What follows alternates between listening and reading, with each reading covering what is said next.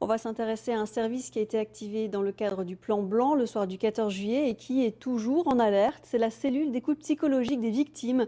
Elle reçoit les personnes directement touchées par l'attentat ou les proches ou les secouristes. 5 antennes leur sont ouvertes en ville. La principale, à l'hôpital Pasteur, a accueilli plus de 1500 personnes. Catherine Hult, Séverine de Kellman. Dans cette cellule d'urgence socio-psychologique de l'hôpital Pasteur, ils sont encore 19. Des psychiatres, des psychologues, des infirmiers et des bénévoles de la protection civile. Et ils sont venus de toute la France pour prendre en charge les familles et relayer le temps de quelques jours les équipes niçoises. Nous venons de Haute-Corse et nous sommes là, nous repartons ce soir. Nous sommes uniquement venus pour le week-end en renfort. Aujourd'hui, l'urgence est passée. Mais plus de 120 personnes ont été accueillies quotidiennement dans cet amphithéâtre, juste après l'attentat. À chaque fois, il a fallu gérer médicalement la souffrance des familles. Les soignants ont été confrontés à des situations insoutenables. Tous les professionnels qui ont été présents sur place dans les premières heures, la violence de ce qui s'est passé a marqué tout le monde et laissera une cicatrice. Notre rôle à nous, c'est d'aider à ce que la cicatrisation de chacun se fasse dans les meilleures conditions possibles, à la fois sur le plan de la cicatrice du corps, mais également la cicatrice au niveau psychique. Parler pour surmonter le traumatisme. Comme pour les familles des victimes, les soignants et les bénévoles devront être soutenus.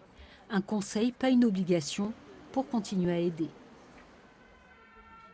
On sait très bien qu'ils sont en état de choc, comme tout le monde, que le choc est plus ou moins important selon les secouristes. Donc on leur conseille effectivement de suivre nos débriefings et puis d'assister à ces séances.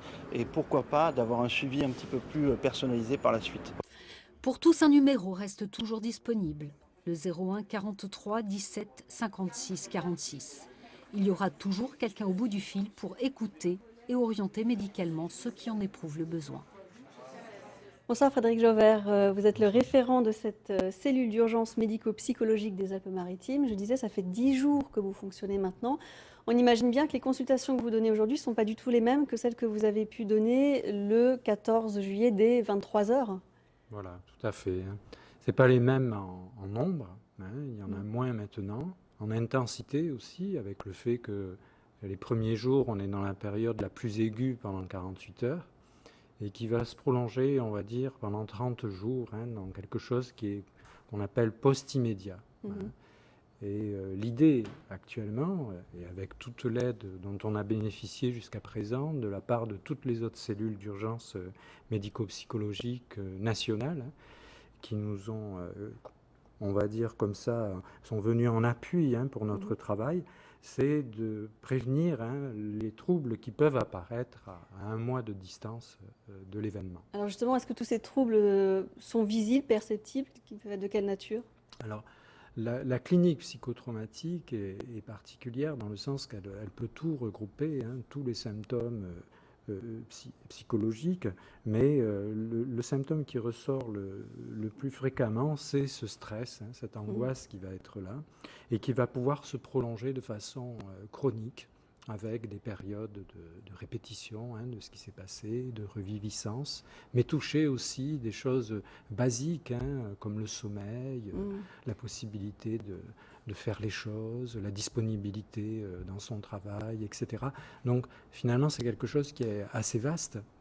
Alors on pense évidemment aux victimes, aux proches des victimes, aux secouristes, mais ça peut aussi toucher toutes les personnes qui étaient sur la prom, et on sait qu'il y en avait un certain nombre de milliers ce soir-là, ça fait beaucoup de monde. Oui. Et c'est l'inquiétude de se dire, voilà, on a fait un maillage précis pendant les premiers jours, et notre idée, c'est de pouvoir faire passer l'information, comme vous nous aidez à le faire ce soir, du travail de la CUMP en général, mais en même temps aussi de se dire, voilà, il y a des personnes qui ne sont pas venues, c'est peut-être pas facile comme ça de venir raconter les choses et de pouvoir les dire, mais on va essayer, si vous voulez, par le biais d'un des postes d'unité médico-psychologique qu'on a mis en place sur l'hôpital de Pasteur 2, à travers un numéro, de pouvoir commencer à construire les consultations pour les troubles chroniques qui pourraient apparaître après Alors, un le mois. numéro, on va le passer.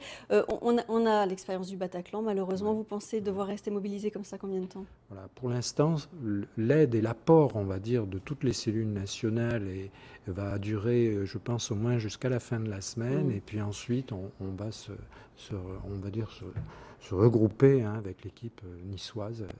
Mais en même temps, avec une coordination hospitalière qui est importante de la région, à la fois le CHU de Nice, l'hôpital Lanval pour les enfants et nos collègues du centre hospitalier spécialisé de Sainte-Marie. Merci beaucoup, Dr Javert. On a vu le numéro de téléphone, effectivement, qui reste en place. On peut appeler à défaut de se déplacer pour joindre la cellule d'écoute. Et on va encore parler de l'attentat vu de Tunisie.